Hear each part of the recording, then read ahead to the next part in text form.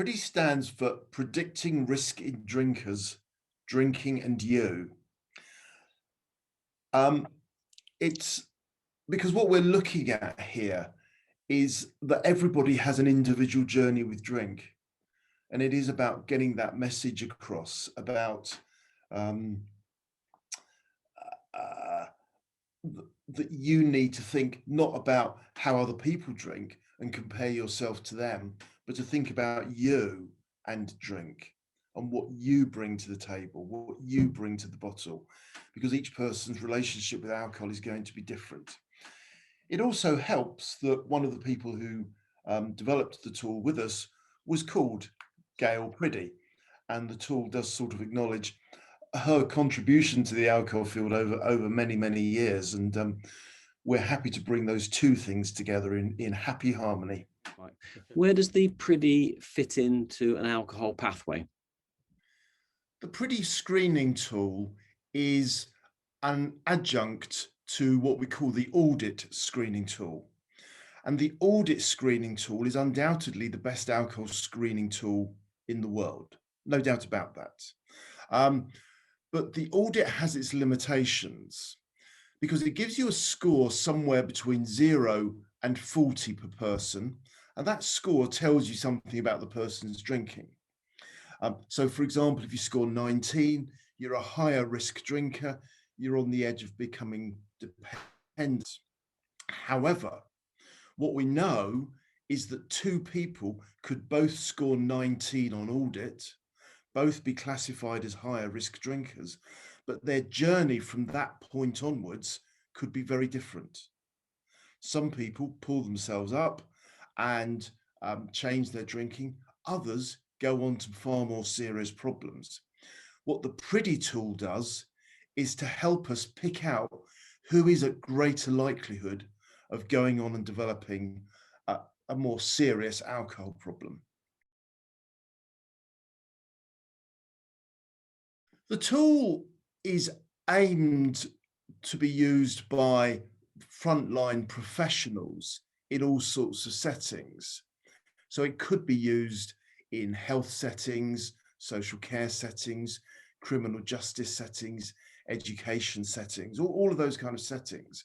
But the person we're targeting is likely to be a young adult, probably someone no more than about 30, and is also, and possibly a particular group of interest will be young adults between the age of 16 and 18, maybe in further education, maybe moving into higher education. Picking out the differential risks in those age groups is particularly important. There's real opportunities for intervening and really changing the course of someone's life. So this sounds like a really good adjunct to extended brief interventions or supporting brief interventions. I think it's more than that. I think it is extended brief interventions. I think that's what it is. If you do the audit tool, you should follow that with a piece of brief advice. The PRIDDY tool gives you one way of giving that extended advice, and a particular way that focuses on people who are at higher risk of developing problems. What about the development of it, the wider development? Well, I suppose at the heart of it is the recognition that alcohol is not an equal opportunity substance. Some people are more likely, statistically, to go on and develop an alcohol problem than other people. And some people, if they drink heavily, are more likely to be harmed by alcohol. And what we have done in developing the tool is to pick out 20 indicators that someone is more likely to develop a problem or someone is more likely to be harmed by alcohol. An example of this, and probably the classic example, and it is indeed the first question in PRIDDY, is did you have a parent or were you brought up by someone who had an alcohol problem? Because sadly, that is the best predictor that you will go on and develop an alcohol problem yourself. Another key question here is, how early you started drinking. So the earlier you start drinking regularly, the greater your risk. Do they need specialist training on doing the PRIDDY tool? The PRIDDY tool comes in a manual, which is, I can't remember exactly, 40, 50 pages long.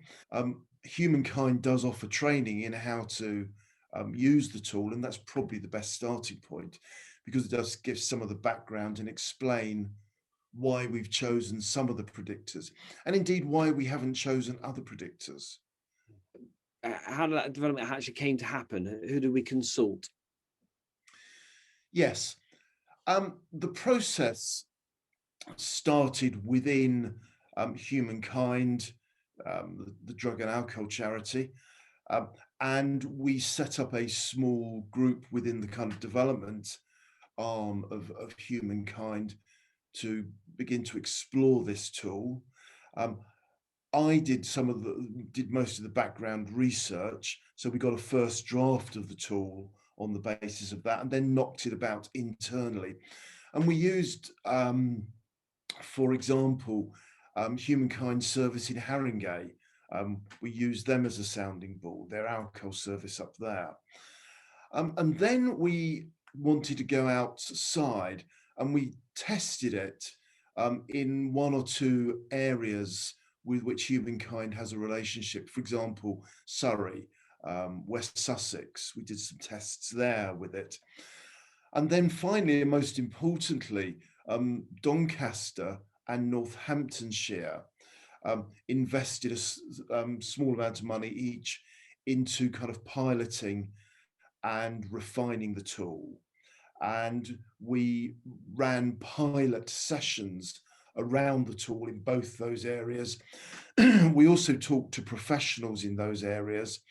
And most importantly, ultimately, we talked to some service users.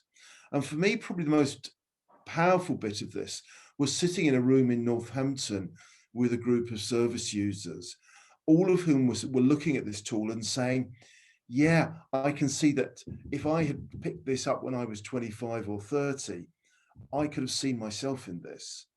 This was me. Is it being kind of deemed something that we should do more of?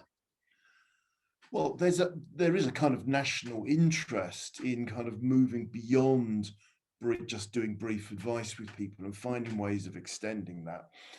We did do a presentation about this to Public Health England. I think that was before COVID, and there was interest there. I mean, we haven't so far formally asked for endorsement for anyone. And I think we do need to acknowledge that at the moment, this tool is in its first version. We think it's a useful tool and everything in it has an evidence base. But what we now need to do is to run with it and to do a big, probably, clinically funded trial of this tool to get some evidence about its effectiveness. So that's something that we hope to do further down the line. But the tool does stand by itself, even without that clinical trial, because it is based on solid, reliable predictors.